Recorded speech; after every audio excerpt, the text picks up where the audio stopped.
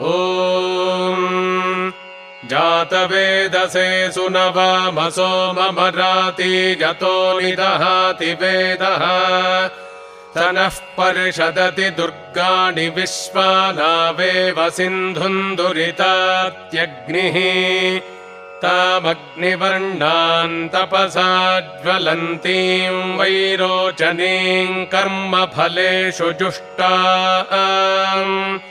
दुर्गाम् देवीगम् शरणमहम् प्रपद्ये सुतरसि तरसे नमः